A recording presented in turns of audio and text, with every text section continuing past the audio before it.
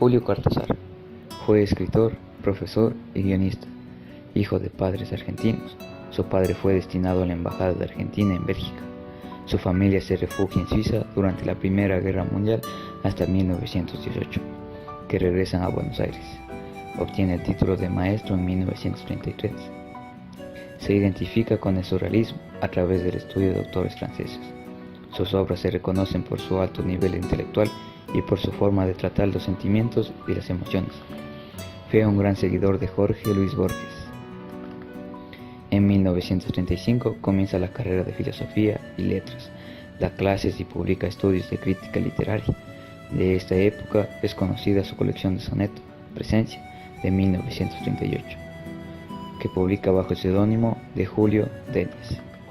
En los años 40, por problemas políticos, tiene que abandonar su puesto de profesor en la universidad y comienza la publicación de artículos y relatos en revistas literarias. Tras conseguir el título de traductor oficial de inglés y francés, se traslada a París, donde trabaja como traductor de la UNESCO.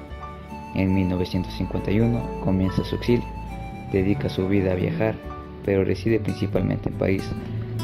Las traducciones que realiza de Edgar Allan Poe, entre otras, influyen en sus obras, como por ejemplo en la colección de relatos Bestiario de 1951. A pesar de haber realizado distintas publicaciones durante todos estos años, no se ha hecho famoso hasta la publicación de Rayuela en 1963, su obra maestra que refunda el género. Cortázar destaca por sus misceláneas o del género, almanaque, donde mezcla narrativa, crónica, poesía y ensayo, como por ejemplo en La Vuelta al Día en 80 Mundos, de 1967. El viaje que realiza a Cuba en los 60 le marca tanto que comienza su andadura política. Apoya a líderes políticos como Fidel Castro, Salvador Allende o Carlos Fonseca Amador. Forma parte del Tribunal Internacional Bruselas, que estudiaba las relaciones de derecho humano en Hispanoamérica. En su libro de Manuel, de 1973, queda reflejado su compromiso político. En los años siguientes se destacan los poemas Pameos y Meopas, de 1971, los relatos de Octodedro, de 1974, y Queremos tanto a Glenda, de 1980, o Un tal Lucas, de 1971, o Los astronautas de la cosmopista, de 1983, de su obra Miscelánea. Este último fue escrito en colaboración con su tercera y última esposa, Carol Dunlop. En 1984 recibe el premio Konex de Honor en Argentina. Poco antes de fallecer, publica su libro de poemas, Salvo el crepúsculo, de 1984, y los artículos argentinos, Años de alambradas culturales, de 1984. En 1996 se publica póstumamente su ensayo Imagen de John Keats, y en el 2009 aparece Papeles inesperados, una obra miscelánea encontrada por su primera esposa, Aurora Bernardes. En su estilo, Cortázar sentía un gran interés por los antiguos escritores clásicos. En este interés fue fundamental la presencia del profesor argentino Arturo Marazo, quien lo incitó a leerlos prestándole libros de su propiedad. Un punto de inflexión juvenil en su manera de escribir se debió al libro Opio, Diario de una desintoxicación, de Jean Cocteau, que fue uno de sus libros fijos de cabecera. Cortázar sostuvo así desde su juventud una gran admiración por la obra de este autor, así como por la de John Keats, que continuó siendo con los años uno de sus poetas favoritos. Siempre sintió una gran admiración por la obra del argentino Jorge Luis Borges, una admiración que fue mutua, pese a sus insalvables diferencias ideológicas, pues mientras Cortázar era un activista de izquierda, Borges fomentaba el individualismo y rechazaba los regímenes totalitarios en general. Pese a haber aceptado recibir condecoraciones de países en dictadura, sus gustos literarios eran muy amplios y sentía una especial atracción por los libros de vampiros y fantasmas, lo que debido a su alergia al ajo era motivo de bromas por parte de sus amistades. El mismo Cortázar afirmaba haber leído más novelas francesas y anglosajonas que españolas, lo que compensaba leyendo mucha poesía española, incluyendo a Salinas y Cernuda, a quienes dedicó comentarios entusiastas. La primera característica singular en Rayuela de Julio Cortázar es su estructura. Sus 155 capítulos están agrupados en tres partes. Del lado de allá, referidos a los acontecimientos que transcurren en París. Del lado de acá, para aquellos que suceden en Buenos Aires. Y de otros lados, que constituyen a un material complementario.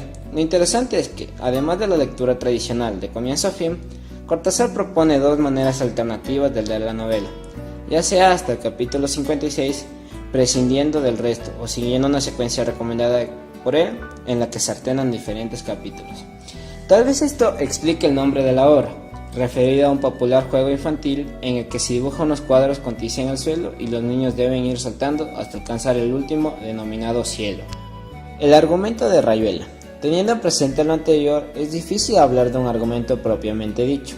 No obstante, simplificando al máximo, puede decirse que Rayuela narra la historia de Horacio Oliveira, un intelectual argentino con pocos recursos económicos en dos épocas de su vida. La primera transcurre en París, se deduce que en la década de los 50, y nos refiere a su relación con Lucía, apodada La Maga, una joven uruguaya que carece de los conocimientos de Horacio, pero que aporta una calidez y vitalidad particulares. Destaca también el llamado Club de la Serpiente, un grupo de intelectuales de diversos oficios y nacionalidades, del cual forma parte Horacio, quienes se reúnen para conversar de literatura, arte, entre otras cosas.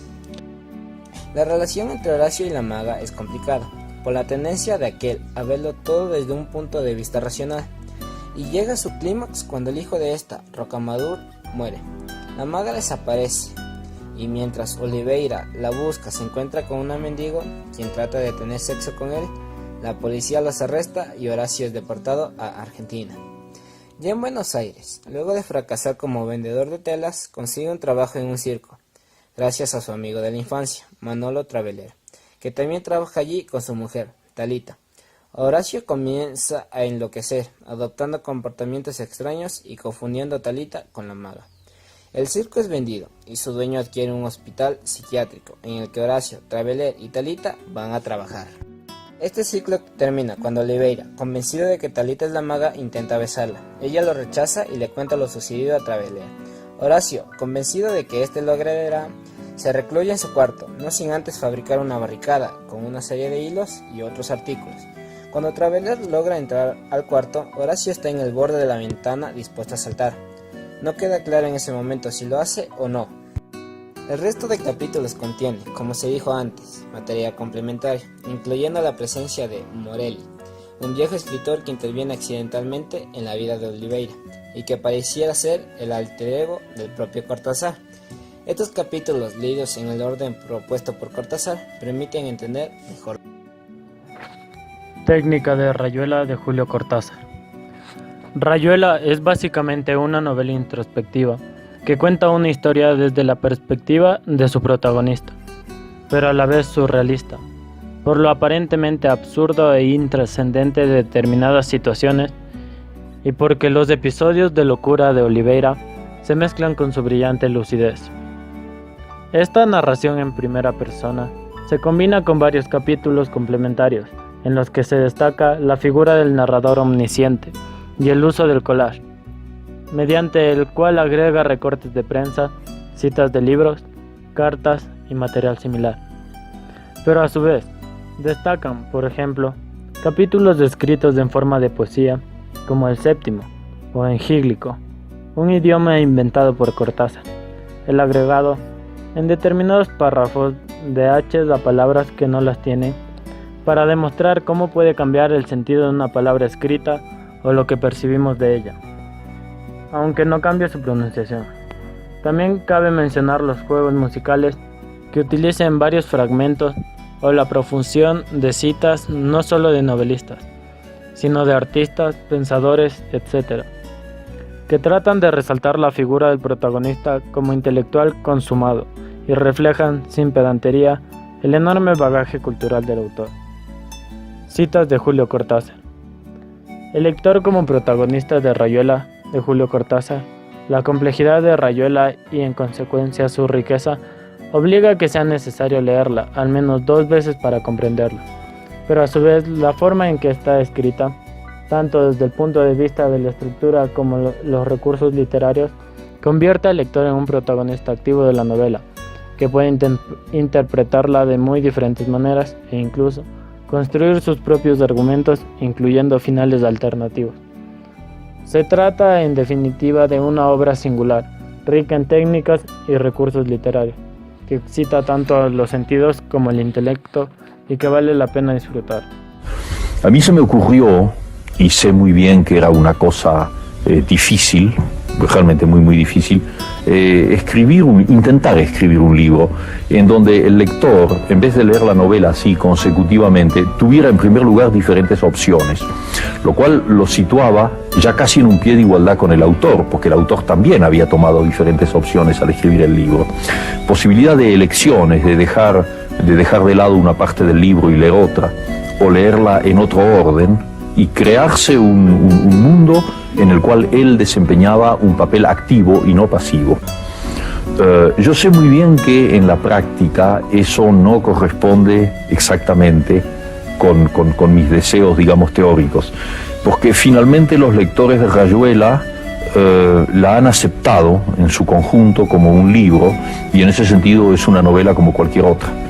Pero también sé que muchos de esos lectores han sentido que se les reclamaba una participación mucho más activa, que es lo que yo llamo en el libro el lector cómplice.